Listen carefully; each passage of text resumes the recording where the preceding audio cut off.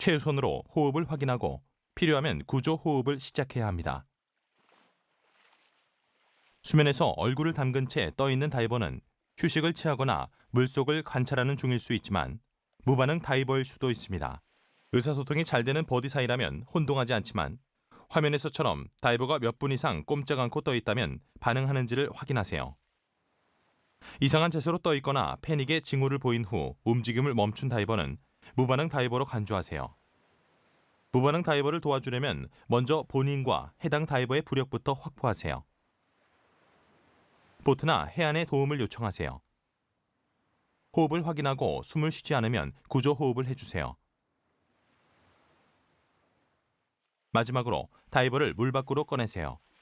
필요하다면 계속해서 구조 호흡을 실시해야 합니다. 물 밖에서 해야 할 일은 조금 후에 알아보겠습니다. 강조하건대 지금까지 배운 대로만 하면 수중 문제 대부분을 예방하고 통제할 수 있습니다. 침착하게 다이빙하세요.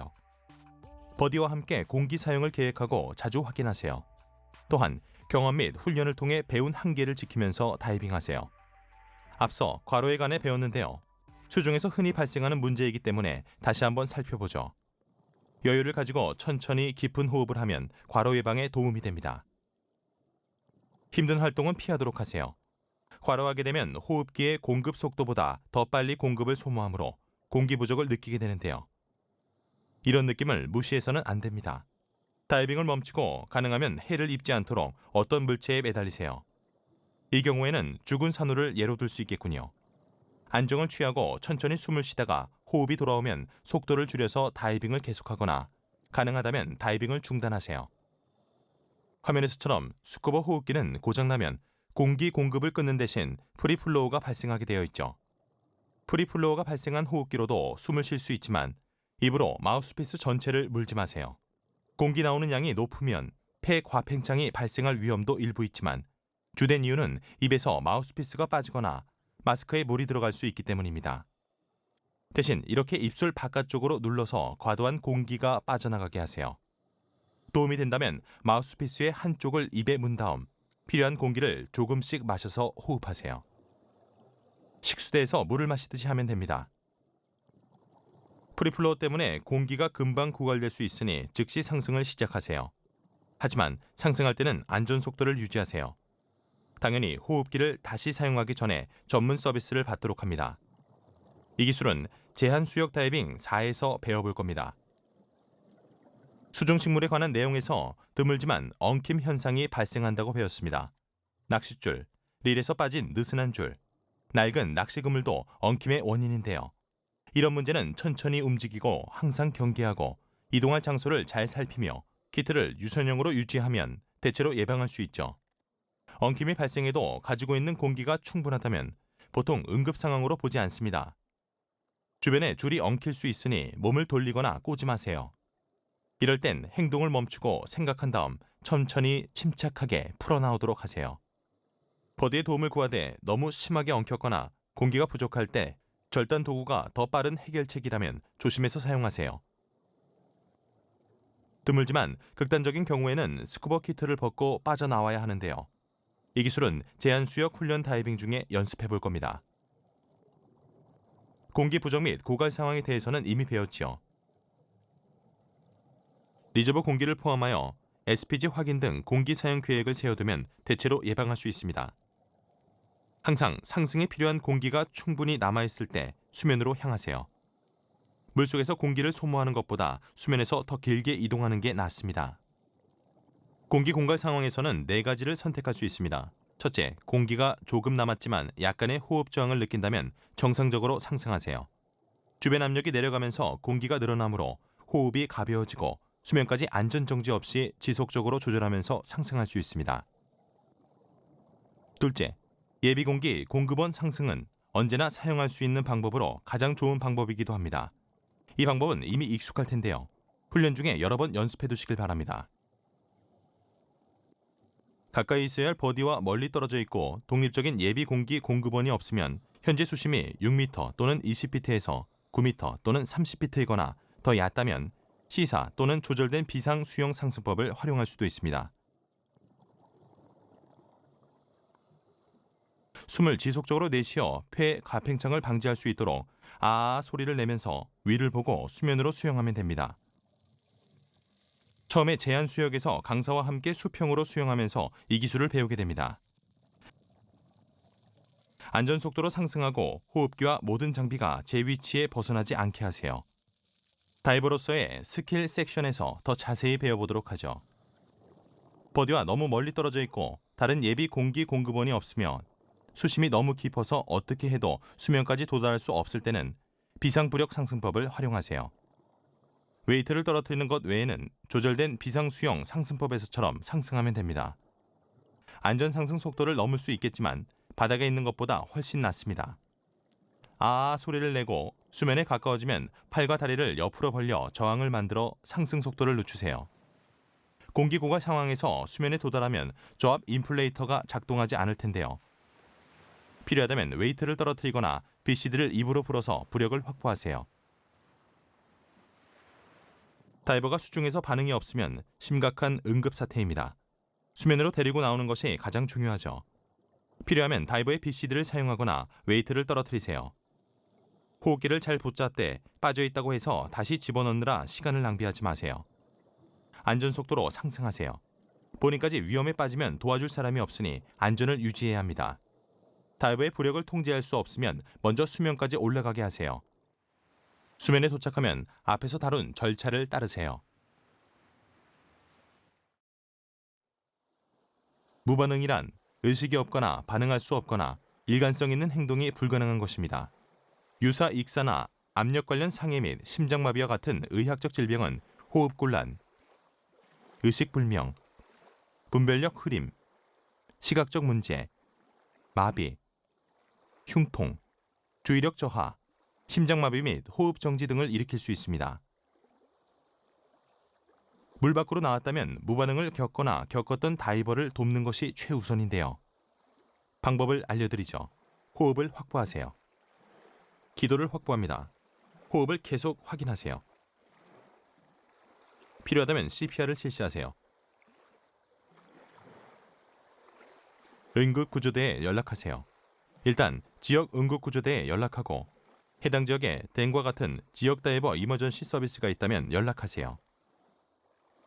다이버가 반응은 없지만 호흡을 계속한다면 평평한 바닥에서 왼쪽으로 눕히세요. 다이버가 반응하기 시작한다면 계속 누워있게 하세요. 응급산소를 제공하고 열이나 추위로부터 보호하여 다이버가 정상 체온을 유지하도록 하세요. 응급구조대가 도착할 때까지 계속 돌봐주세요. 응급치료에 동행할 수 없다면 해당 다이버에 관한 내용을 가능한 한 상세하게 작성하세요.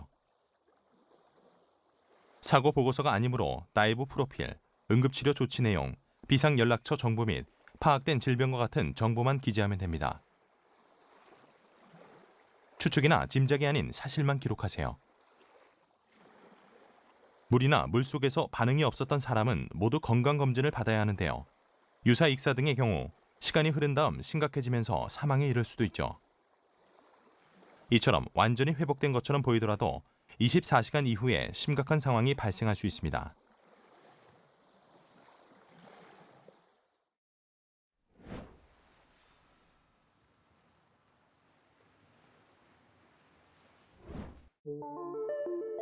수면 신호 기구로는 어떤 것이 있는지 살펴볼까요? 이러한 장치는 최소한 2개 정도 가지고 있어야 합니다. 소리로 주의를 끄는 청각적 기기와 먼 거리에서도 눈에 쉽게 띄도록 해주는 시각적 기기가 그것인데요. 호루라기는 가장 일반적인 청각적 기기죠. 여기에 부착하세요. 걸리적거리지 않으면서도 응급 상황 때에 쉽게 사용할 수 있죠. 저압 에어혼, 뿔피리는 탱크 속 공기를 사용합니다. 소리가 매우 크지만 탱크가 텅텅 빌 경우를 대비해 일반 호루라기도 함께 갖춰 놓으세요. 공기 주입식 신호용 튜브는 주머니에 딱 들어가지만 펼치면 물 밖에서 1m 또는 3피트 이상 높이가 됩니다.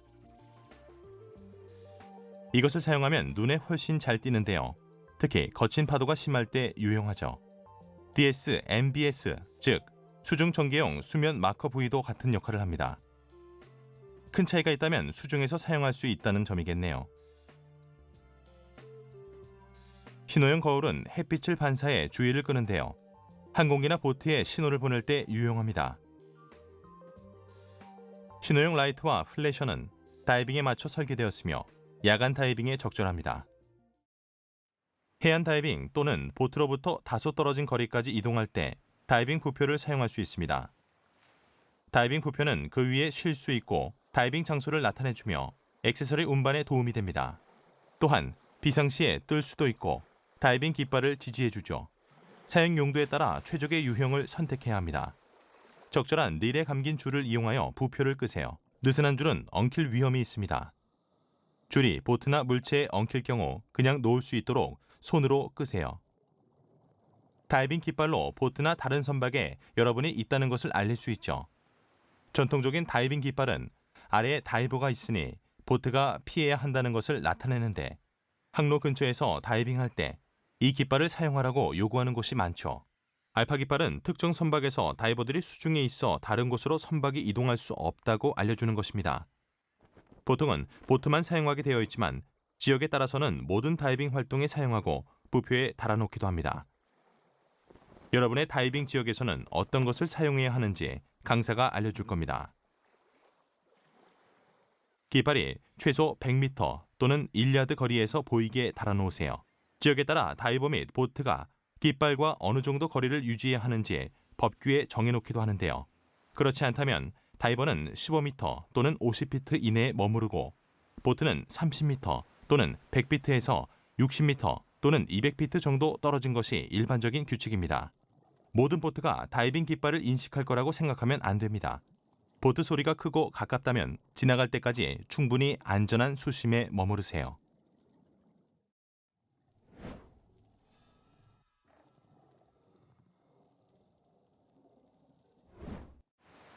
봄코스 중에 배울 수 있는 여러 입수법을 보여드렸는데요. 시티드 백롤이라는 또 다른 입수법이 있습니다. 소형 보트나 물에 가까운 낮은 플랫폼에서 입수할 때 유용하죠. 다이빙 전 안전점검을 마치면 물을 등지고 반대쪽을 바라보고 탱크는 무게중심이 뒤쪽으로 가서 수면 위에 놓이게 해서 가장자리 쪽에 앉으세요. 이렇게요. BCD를 부분적으로 부풀리고 호흡기로 호흡하며 마스크를 붙잡으세요. 버디가 입수 지역을 확인하면 턱을 밀어놓고 체중에 의해 자연스럽게 구를 때까지 몸을 뒤로 기울이세요. 마스크를 붙잡고 있다가 몸이 수면에 떠오르면 괜찮다는 신호를 보내고 버디가 입수하도록 해당 지역에서 벗어나세요. 응급상황 시 웨이트 떨구기 외에도 웨이트 조정이나 일부 입수 및 출수 방법을 위해 웨이트를 제거하고 다시 착용할 필요가 있습니다. 여러분의 강사가 개인 장비에 적합한 기술을 시범할 테지만 대부분의 시스템에 적용할 수 있는 몇 가지 요점을 알려드리겠습니다. 웨이트를 제거할 때는 떨어뜨리지 않게 조심하세요. 버디가 도와줄 수도 있고 보트 승무원이나 부두에 있는 사람에게 건네줘도 됩니다. 물속에서 웨이트를 착용하기 전에 부력이 충분한지 확인하세요. 또한 웨이트의 위치를 조절하는 중에 자세가 바뀌더라도 호흡할 수 있도록 스노클을 호흡기로 교체하세요. 보통 웨이트 통합식 BCD는 얼굴이 위로 향하도록 돌면 파우치를 제자리에 밀어넣는 데 도움이 되며 이러한 방법은 다양합니다. 웨이트 벨트를 사용할 때는 벨트의 남는 끝부분을 붙잡아 웨이트가 미끄러져 떨어지지 않게 한 다음 이렇게 루프법으로 다시 착용하세요. 경련은 고통스러운 비자발적 근육 수축이며 다이빙 중에 다리 또는 발 근육에 자주 발생하죠. 경련이 일어나면 멈춰서 버디에게 신호를 보내고 근육을 이완시키세요. 부드럽게 스트레칭하고 근육을 마사지하세요. 이렇게 핀을 사용합니다. 버디에게 경련이 일어나면 이렇게 경련 부위를 누를 수 있는 물체를 건네주면 도움이 됩니다. 몇 분간 기다렸다가 경련이 진정되면 속도를 늦춰서 다이빙을 계속하세요. 기본 부력 조절 다음에는 호버링을 배울 차례죠. 중성 부력을 갖춘 다음 화면에서처럼 조심스럽게 바닥을 차고 올라갑니다. 손이나 핀을 사용하지 않고 호버링 해야 합니다. 숨을 들이쉬고 내쉬는 것에 따라 조금씩 떴다가 가라앉습니다. 호흡의 깊이를 약간 높이거나 낮춰서 조금씩 자세를 통제할 수 있도록 하되 숨을 멈추지 마세요. 요령이 생기려면 연습이 좀 필요합니다. 최소 30초 정도 호버링 할 수 있을 때까지 강사가 연습을 시킬 겁니다. 웨이트를 올바르게 배치하고 중성 부력을 갖추면 트림, 즉 물속에서의 균형을 확인하고 조절하세요. 버디와 함께 수중에서 천천히 물의 중간으로 수영하다가 멈춰서 안정을 취하면서 본인의 몸이 얼마나 적응하는지 살펴보세요. 상대적으로 수평을 유지하고 얼굴은 아래를 향하도록 트림 상태를 갖추는 것이 이상적일 겁니다. 이렇게 말이죠. 발이 심하게 뜨거나 가라앉는 듯하거나 또는 얼굴이 위로 오게 돌면 웨이트와 장비를 조절하여 트림 상태가 좋아지도록 강사가 도와줄 겁니다. 다이빙에 따라 트림 상태를 조절할 수 있도록 이 방법을 차차 배워나갈 것입니다. 피크 퍼포먼스 보이언시 코스에서는 본 코스에서 배운 것보다 좀 더 고급 기술을 배웁니다. 자세한 정보는 여러분의 강사에게 문의하거나 패디닷컴을 방문하세요.